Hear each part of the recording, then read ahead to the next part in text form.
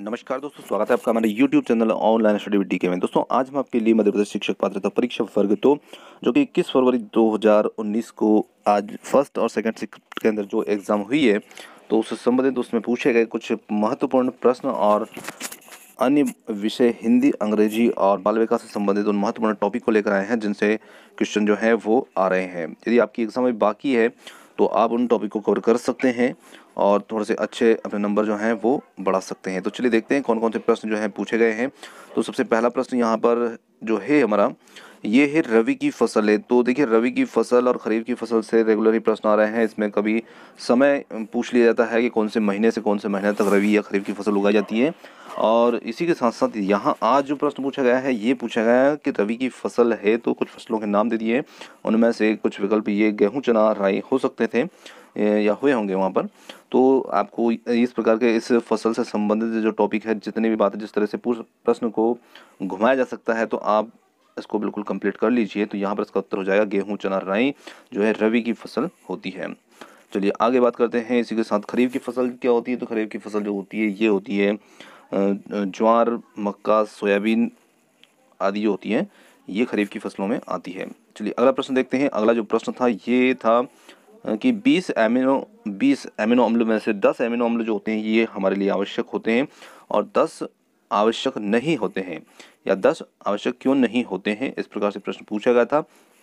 तो हमारे शरीर के अंदर प्रोटीन का संश्लेषण होने के लिए 20 प्रकार के एमिनो अम्ल की आवश्यकता होती है, जिनमें से 10 को हम आवश्यक एमिनो अम्ल कहते हैं और 10 को अनावश्यक कहते हैं। तो 10 जो होते हैं वो अनावश्यक क्यों होते हैं, क्योंकि जो 10 होते हैं वो तो हम बाहर से भोजन से प्राप्त कर लेते हैं और बाकी अन्य 10 का संश्लेषण हमारे शरीर में ही हो जाता है, वो शरीर में ही निर्मित हो जाते हैं और इस प्रकार से 20 प्रकार के एमिनो अम्ल मिल करके हमारे शरीर में प्रोटीन का संश्लेषण करते हैं। तो जिन एमिनो अम्ल का संश्लेषण शरीर में हो जाता है उन्हें हम अनावश्यक एमिनो अम्ल कहते हैं।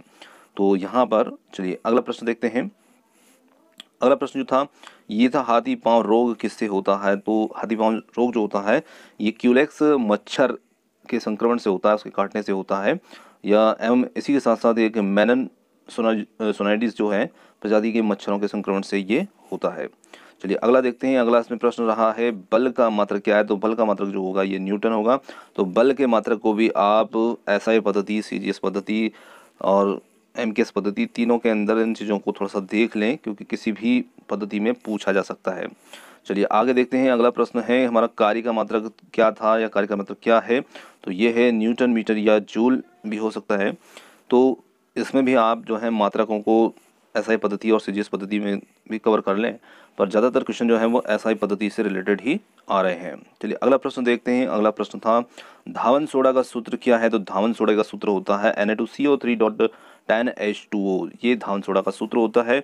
इसी के साथ साथ जब इसमें हम जल के अणु को हटा देते हैं या जल के अणु को इसमें शामिल नहीं करते हैं तो ये सिर्फ Na2CO3 होता है, जिसे हम सोडा ऐश या सोडा राख भी कहते हैं। तो चलिए अगला प्रश्न देखते हैं। अगला प्रश्न रहा है स्पष्ट दृष्टि की न्यूनतम दूरी कितनी होती है। तो स्पष्ट दृष्टि की न्यूनतम दूरी होती है 25 सेंटीमीटर। तो यहाँ उत्तर हो जाएगा 25 सेंटीमीटर। चलिए अगला प्रश्न था केल्विन किसकी इकाई है। तो केल्विन जो है किसका मात्रक है, किसकी इकाई है। तो केल्विन जो है ये ताप की इकाई है। तो ताप का पैमाना होता है केल्विन। चलिए तो आप ताप के पैमाने को सेंटीग्रेड, फ़ारेनहाइट और केल्विन इनको भी कवर कर लीजिए यदि आपने अभी एग्ज़ाम नहीं दिए तो।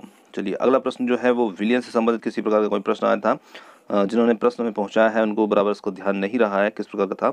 और इसी के साथ साथ विद्युत धारा से संबंधित भी प्रश्न आए हैं और प्रतिरोध से संबंधित भी प्रश्न आए हैं। चलिए अब आगे देखते हैं हमारे जो अन्य टॉपिक हैं, इसमें हिंदी भाषा और अंग्रेजी भाषा से कौन कौन से टॉपिक्स हैं। तो हिंदी भाषा के अंदर वही अपठित गद्यांश और अपठित पद्यांश जो हैं वो दोनों रेगुलर ही आ रहे हैं और सबसे सरल स्तर जो है हिंदी भाषा का ही हमें देखने को आ रहा है।